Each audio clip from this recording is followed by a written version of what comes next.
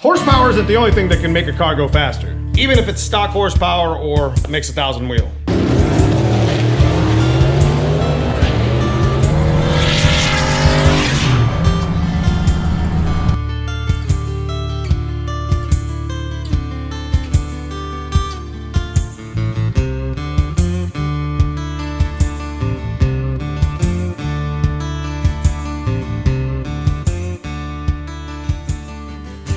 Today we're going to be removing the entire front suspension out of Dad's Fox body here. That's still a complete stock suspension. So it's going to be losing some nose weight. And we're going to be replacing it with some aftermarket Team Z parts. And pound for pound, we're going to show you right here in this video how much weight we're going to be losing on the front of our Fox body. Now we picked up this engine bar from Harbor Freight. Basically this supports the whole engine. And we'll be able to take the whole front suspension out from underneath of it and start putting some of these Team Z parts in. But we're going to weigh these Team Z parts and we're going to put it on a whiteboard to give you guys an idea of everything going back in and in everything that came out. By the end of the video, you'll have an idea of how much weight we've lost pound for pound to go faster in Dad's car. By putting the front end of this Fox body on a diet, we didn't have to gain 1 horsepower and we're gonna already be faster. Okay, so we got it all set up. We can just leave the hood on it. We should have enough clearance for the roof on the lift. But you can see how the chains hold the engine up and keep it level. That way we can take the bottom out from underneath of it.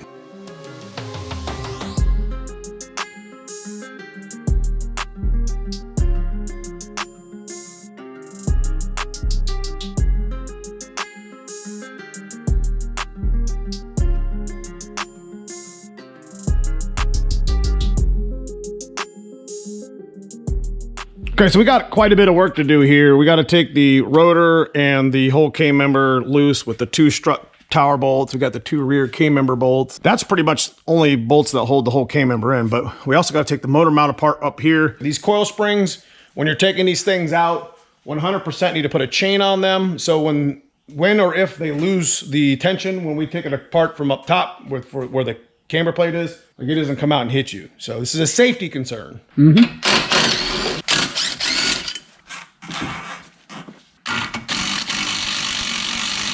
It's probably good that we check these. This was about to fall apart. All right, we got the spring to pop. Gives us a chance to get in here and get to these strut tower bolts nice and clean, easy. Get this thing down and get it weighed out. Well, we talk about on the live stream all the time about our bushings, then that's some of the things that need to be replaced. You can see how beat up these bushings are and all the dry cracking that happens. Let me show you the other side. Look how bad that bearing or that bushing is right there. Check out that bushing right there. It's missing the whole chunk on it. And you're just gonna keep the stock K-member. Need to be changing these bushings. You can see how bad these are. How many years they're just terrible. It makes the car drive sloppy and it's definitely a safety concern.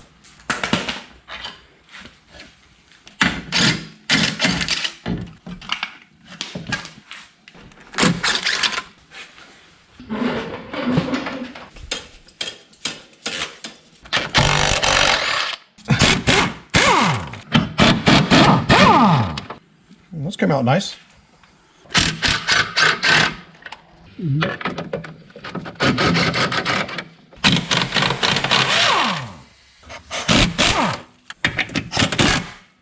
All right, we managed to get the whole K-member out pretty much in one piece. What I did find is ball joints that were bad, a tie rod end that was bad, the rack bushings were terrible, the control arm bushings were absolutely shot. Not only are we gonna save like a bunch of weight on the nose of the car, but it's gonna be nice and clean, and it's gonna make an area for us to actually work on the engine if we have to come up from underneath, or just gonna give a lot of engine bay room. Plus the difference in the weight, just pulling that out and actually holding that K-member is huge. Engine bar here, didn't let the engine move one bit. Now we're at the point that we're all been waiting for. We're gonna be calculating all of our stock parts versus the aftermarket parts and how much nose weight we're actually taking off the front of Dad's Fox body Mustang. We'll put the stock K-member and the control arms attached versus the aftermarket one. The aftermarket one, we will not be installing the stock sway bar on. So that's something that's optional when you're doing this swap. Then we're gonna do the struts versus the stock struts, the coilover springs and the kit versus the stock spring. A couple things to mention that aren't gonna be part of our calculations are the spindles, because we're reusing them. The rotors and the brake pads and the calipers, we're gonna be reusing them. Plus, I will actually weigh the aftermarket versus the stock rack as well. So there'll be some things that aren't really calculated in the weight reduction because they're gonna be reused again. But I'm gonna put them on this video just so you guys get an idea how much they weigh. Well, just an old Repco weight scale. We'll get it out of here and plug one of the units in and get this plugged in and get some power to it. Now we got set up over here on a whiteboard all the stuff that we're actually gonna weigh and explain in this video. Some of this stuff we're gonna use again, like the spindles and the rotors, but the main focus of this board is how much the K-member control arms versus the stock weigh, the struts and the coilovers versus the stock springs and the stock struts, and of course the caster camber plates. Those are really the main parts that are getting removed and replaced, and it's gonna lighten it up quite a bit. First things first is the stock K-member control arms. Doesn't look like it's dragging at all. Looks like our stock K-member is approximately 80 pounds. So we're gonna go ahead and write that up here. Okay, next we're gonna be doing this aftermarket K-member, Team Z. Now I gotta kind of set this on here a little bit sideways to get it to stay on completely, but I don't have anything touching the ground here. And the aftermarket K-member came to 32 pounds. We're gonna stick the sway bar on the scale and you're gonna see how much that weighs. We gotta actually hold it on the scale, so we'll just set it down here on the floor. This thing is not light at all. All right, so me just trying to balance it without using the blocks. It came to about 20 pounds. Now, I'm not saying you should delete your sway bar, but if you're doing the conversion with the K-member, I haven't ran it in a number of years, and there is still provisions on the Team Z one for the linkage. So you can still run that, not a problem. This is an optional thing when you're doing this. I mean, we're definitely not gonna run it. I mean, we haven't ran it on the black GT or the white GT in ever. So we're gonna go ahead and add 20 there. So next we're gonna be putting the strange struts and the coilover with springs on the scale here. Looks like it comes in at about 33 pounds for both sides. Go ahead and grab these little stock things here, big old coil springs. So that should be equivalent to what we just did with the struts and the coilover. And that number came to 53 pounds. So we're gonna go ahead and put 53 up here at the top on the stock side. And next we're gonna be doing our caster camber plates. These are a must for full adjustability of the coilover kit. You get the most out of them. And these are the Team Z caster camber plate set that they sell on their website. We'll just throw these on the scale real quick. Looks like that's about 6 pounds. So we'll put 6 here. And we'll do the stock ones. Probably about 2. Looks like it keeps going back between 1 and 2, but we're gonna call it 2 pounds. All right, we got the aftermarket Flaming River. We'll measure that real quick, but we're gonna add the bump steer because the stock one has tie rods. We add the bump steer, comes to 13 pounds. Okay, so now the stock rack.